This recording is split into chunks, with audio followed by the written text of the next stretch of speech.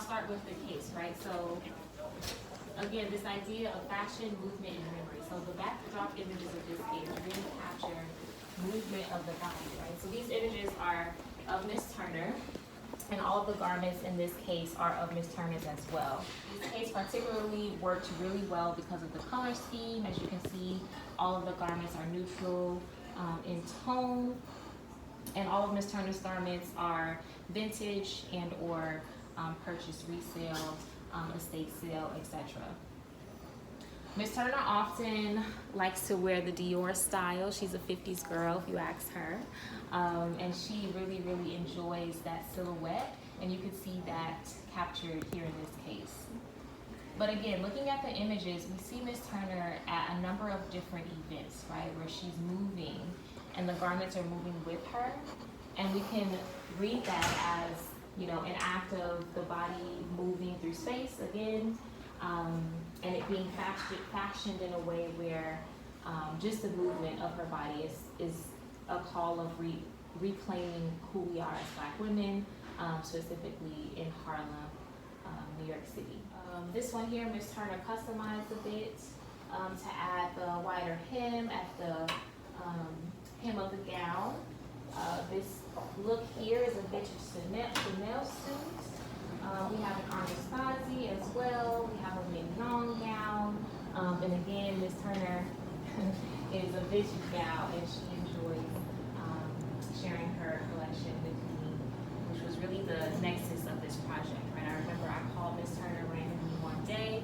I was this fashion student, and I said, "Hi, I'm into fashion. Can I come check out your collection?" And she was like, "Of course, darling, come on through." And since then, it's been a really rich relationship. So, all right, I wear a lot of things. I mean, if you look at this case, or you look at Chanson, red one that's around the corner, I have an entire Asian collection. I wear Asian clothes a lot. And so they're all grouped together in my wardrobe as one. I mean, they are everything. They are chansons, they're kimonos, there are Korean hanboks. And hanboks, I have 4 or 5 of those. I even wore one when I went to the palace in Seoul. But all of my hanboks are bought in here. The thing is that I have all of that stuff. But then I have these things too, these 1950s dress, the one with the tassels, and the mignon. The mignon dress in the 50s. It's an interesting thing. I was at an event, I go to a lot of events, but I was at an event too. Some of you know the name Bill Cunningham? yes. So Bill Cunningham, for those of you who don't know, he's passed on, but he was the New York Times style photographer, although he never called himself really a photographer. He took pictures all the time. And it was usually shown in the Times Out, in the evenings out sections of the Times. I think like that photograph was one of his. And I think it was that one. The Times photograph, but that wasn't Bill. Anyway, Bill for me was the ultimate style photographer. You know, everybody thinks they do street style. Some of you do that. Nobody does street style in here. Unbelievable. I don't think so. Anyway, the ultimate in street style. Largely because he really was, and for those of you who are really serious about trying to figure out all the aspects, take a look at his biography. There's a biography that he had written, but he didn't have it published until after he passed. It was a very important thing for him to do that. You'd find a story interesting, and you'd find the story online too.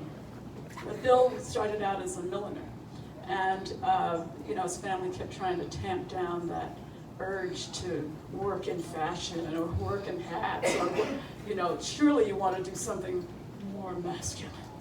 But no, he wanted to stay in that field, and he goes and talks about that in that biography. He was very keen on what style meant. It means a lot of things to a lot of people. But he went to all the Paris shows. He knew all those people. He knew all the people in New York. And just to give you some idea, when I wore this is a mignon dress here, I had it under an opera coat one night, and he was photographing, and he used to use the word child. Child, what do you have on under that coat? So I took the coat off, and I spun around. This is the kind of dress that when you wear it, it takes a minute for the dress to catch up. That's how much there is to it. And he knew, he said, who's that? I said, mignon. 1952. He knew exactly when the dress was made. He could tell me all about Mignon, that they were the house that would create clothing based on Paris that American women could buy, and they were fairly high-end on that level. So when he said that, I thought, oh my God, this man is truly a genius.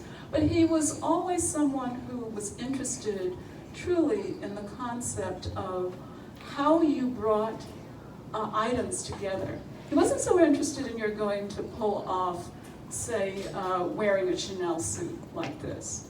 He was more interested in what you did with the suit. What did you do to make it yours? That's what his interest was. So it had less to do with money and had everything to do with art. So I would advise you to take a look at that. Hi, I'm Luciana. My question is, as your style evolved over the years, did you use it as a way to symbolize or mark a certain time in your life? That's a good question. Did I use it to mark a certain time in my life? Well, I don't know, sort of yes and no. I think with, and I don't do fashion. We had some conversations about this coming up. I'm not a fashion girl, in spite of what you see. I really talk about style, and that really is more me than fashion, which I've always found to be fleeting and something I could never quite hold on to. It was always important for me to figure out who I was. And it had nothing to do with anybody else or where I went or people I loved or nothing. It has everything to do with who are you? That's the real question. And who you are is a question that continues to evolve. There is no answer. You are today who you are, but tomorrow and next week. So your sense of place and your time and that sort of thing changes and it evolves. And so all of these things represent some evolution for me. It didn't necessarily mean that, oh, now I'm into the 50s or now I'm into the 40s. Actually, when I come across, and I like adventure, by the way.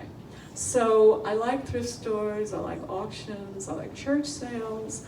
I like a lot of things.